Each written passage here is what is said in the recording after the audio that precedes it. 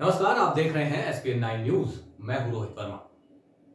संसद भवन एक संस्थान जो एक राष्ट्र की संस्कृति और गौरव के सारांश के समान है। ये भव्य इमारत एक आजाद मुल्क के जन्म से लेकर उसकी उन्नति और प्रगति की साक्षी है।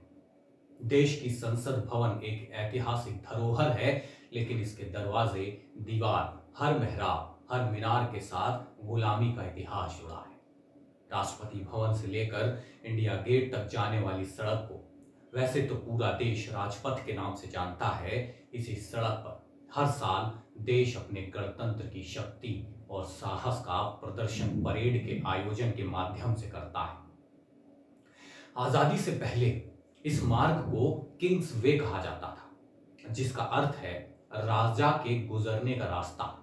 आजादी के बाद इसका नाम राजपथ कर दिया गया, यानी इसके नाम का सिर्फ हिंदी अनुवाद किया गया।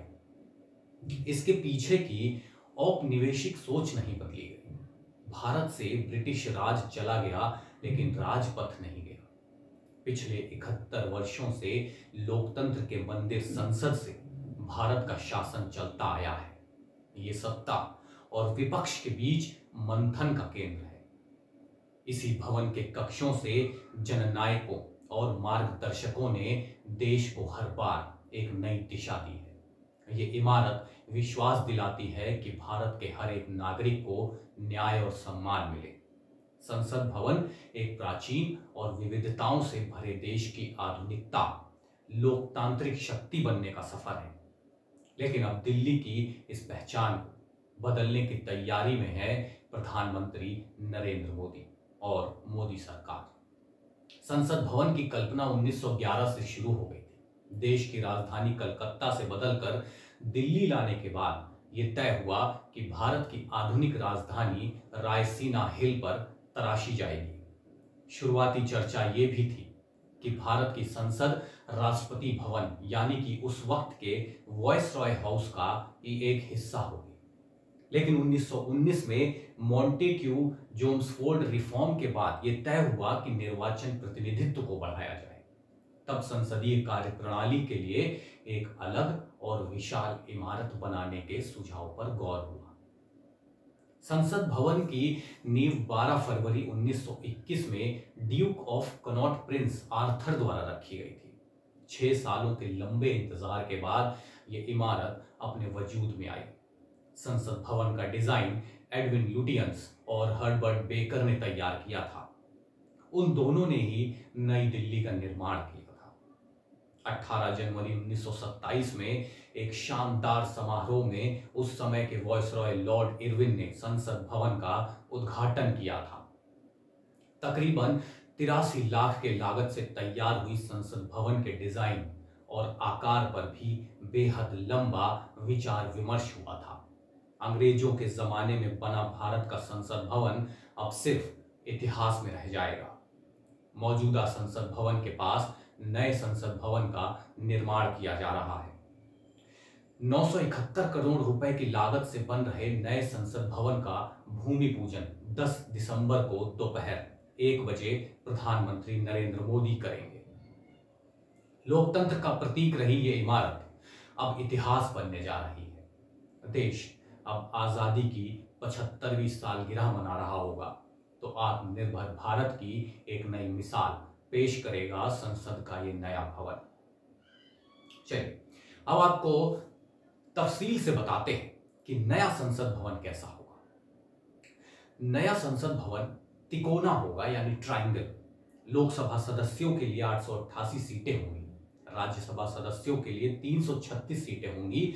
लोकसभा हाल में एक साथ 1224 सदस्य बैठ सकेंगे। निर्माण पर 971 करोड़ की लागत आएगी। 64,500 मीटर का दायरा होगा।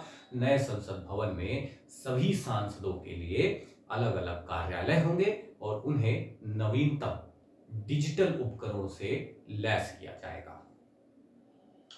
यह कदम कागज रहित कार्यालय सुनिश्चित करने की दिशा में एक बड़ा कदम है। नए भवन में एक संविधान कक्ष यानी कॉन्स्टिट्यूशन हॉल भी होगा, जो भारत की लोकतांत्रिक धरोहर को प्रदर्शित करेगा। इसके अलावा संसद सदस्यों के लिए एक लाउंज और एक पुस्तकालय, कई समितियों के लिए कमरे, खान पान के लिए स्थान और वाहन पार्किंग की जगह भी होगी। संविधान कक्ष में संविधान की मूल प्रति भी रखी जाएगी।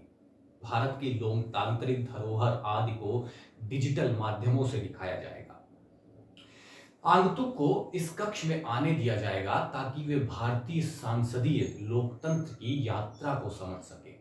सेंट्रल विस्टा यानी राष्ट्र के सत्ता के गलियारे की पुनर्विकास परियोजना एक त्रिभुजाकार संसद भवन होगा, यानी ट्रायंगल पार्लियामेंट। एक साझा केंद्रीय सचिवालय की परिकल्पना करता है।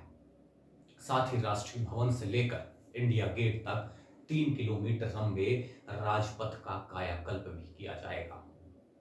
सेंट्रल विस्टा परियोजना के तहत प्रधानमंत्री आवास और कार्यालय भी साउथ ब्लॉक के पास आने की संभावना है।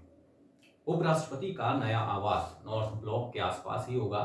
सरकार द्वारा जो उद्योग भवन है जो बनाया गया है, कृषि भवन और शास्त्री भवन जैसी इमारतों को ध्वस्त कर देने की संभावना कहीं ज्यादा है, ताकि नया केंद्रीय सचिवालय बन सके जिसमें कई मंत्रालयों के कार्यालय होंगे। सुप्रीम कोर्ट ने केंद्र सरकार को 10 दिसंबर को सेंट्रल विस्टा परियोजना के आधारशिला कार्यक्रम के आयोजन की अनुमति दे दी थी। इससे पहले सरकार ने न्यायालय को आश्वासन भी दिया था कि इस परियोजना को चुनौती देने वाली याचिकाओं का निपटारा होने तक निर्माण कार्य या इमारतों को गिराने जैसा कोई भी काम नहीं किया जाएगा। सॉलिसिटर जनरल तुषार मेहता ने न्यायमूर्ति A.M. खानविलकर, न्यायमूर्ति दीपक महेश्वरी और न्यायमूर्ति संजीव खन्ना की पीठ को आश्वासन दिया कि सिर्फ आधारशिला रखने का कार्यक्रम ही तय किया जाएगा और वहां कोई निर्माण कार्य, इमारतों को गिराने या पेड़ काटने जैसा कोई भी ऐसा काम नहीं किया जाएगा। पीठ ने आदेश में आगे कहा, हम इस वक्तव्य को रिकॉर्ड कर लेते हैं।